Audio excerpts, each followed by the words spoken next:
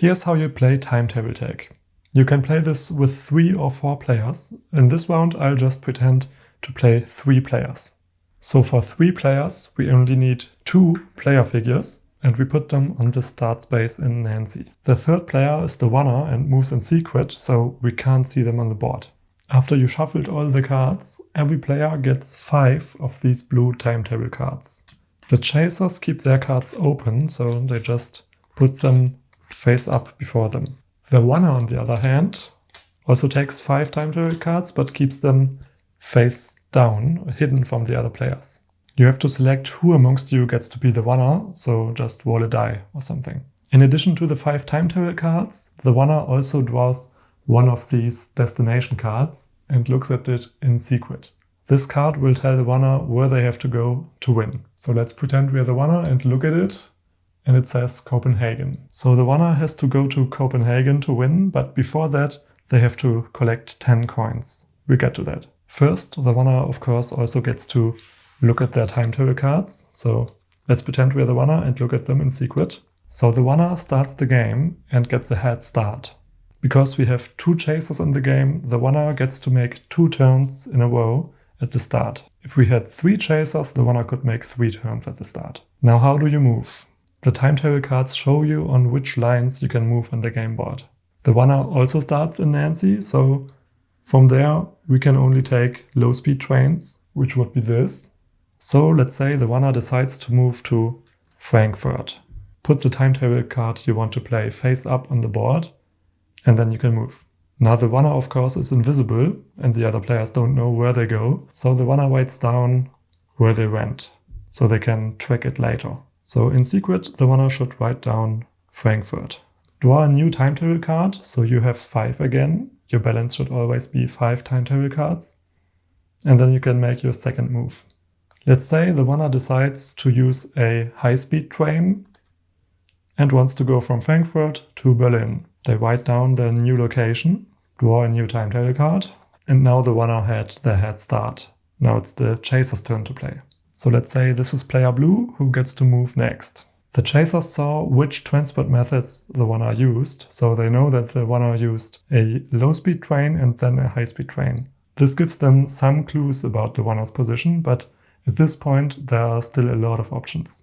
The runner could have gone to Paris and then somewhere, or to Frankfurt and then somewhere. But the runner couldn't be in Basel, for example, because to get there they would have needed 2 low-speed trains in a row. So the blue chaser decides to go to Frankfurt because it's a strategically good option, and they move there. And of course draw a new Timetable card. This is a special card, a joker. With this one you can move on any line you want. That also means that when the runner plays one of these cards, the chasers can't track what transport method they used. The blue chaser moved to Frankfurt, so now it's the orange chaser's turn, and say they move to Paris. Now it's the runner's turn again, and the runner plays another low-speed train to move from Berlin to Magdeburg. So they write down Magdeburg in secret, and you can see that this is a special space, orange with a star, which is a coin space. Whenever a player lands on a coin space, they can take the coin die and roll it.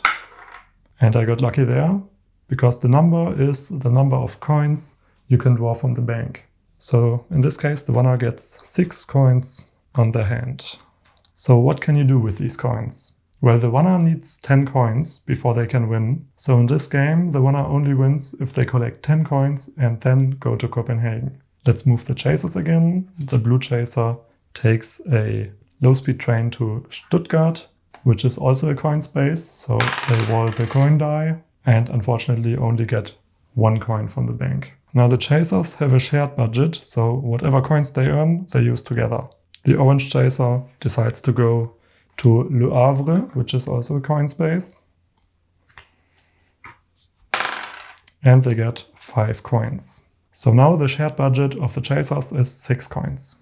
The runner is currently in Magdeburg and decides to play a low-speed train and go to Bielefeld. Write down Bielefeld. That is a green space with a question mark, and whenever you go there, you can decide whether you want to buy an event card. An event card costs 1 coin, which the winner has, so they decide to spend that, and then they can draw the card. This one says, let's go to the beach, let's go get away. Next time you're in a coastal city, teleport to any other coastal city on the map. Great, that is a very useful card, and the winner keeps that for a future round. Be warned that not all event cards are this useful. Some do nothing, some also give you a disadvantage, so there is some risk involved. Now it's the blue chaser's turn. They can make the turn as usual or decide to buy a power-up. If they have the budget, the chasers can buy a power-up at the start of one of their turns. Keep in mind they use the coins together. So you can find the power-up shop in the rulebook. These power-ups can only be bought by chasers. The winner doesn't have such a thing. The prices of the power-ups vary based on whether you have 2 chasers or 3 chasers in your game. We only play with 2 chasers, so for example the power-up Learn the winner's current country costs 5 coins. The chasers have 5 coins, so they decide to spend that, put the coins back in the bank, and now they have the power-up. In this case, the winner just has to tell the chasers in which country they currently are. So the winner tells the chasers they are currently in Germany. This still leaves the chasers with a lot of options of where the winner could be, but in some cases this is very valuable. If, for example, the winner had just used a plane, the chasers would know that the winner must be either in Frankfurt or Berlin. So that's already it. This is how most of the gameplay works. There are just 2 little rules that haven't come up yet. Firstly, the chasers can't move to the same space. So if they were next to each other, for example, they couldn't go to each other's space. They would have to move around each other. Also, if you've already played for a while and the timetable cards are all on the used stack, then these cards aren't reshuffled. The players are just left with their remaining cards, and if the winner runs out of cards, then the chasers automatically win. And the chasers, of course, also win if they tag the winner. To tag the winner, you have to move to the space where the winner currently is. So in this case, let's say the winner eventually was caught here in Berlin. The chaser, of course, doesn't know that the winner is also there. So the winner has to tell them, all in good sportsmanship. So this is all. Now you should know how to play Timetable Tag. Let's quickly recap. The winner moves in secret, so they are not visible on the game board, which is why they write down their location. And the chasers have to find the winner and tag them. They can find the winner by tracking their movement. And also if the winner rolls the coin die or buys an event card, they will know about that and can maybe deduce the location. That should be all. Have fun playing!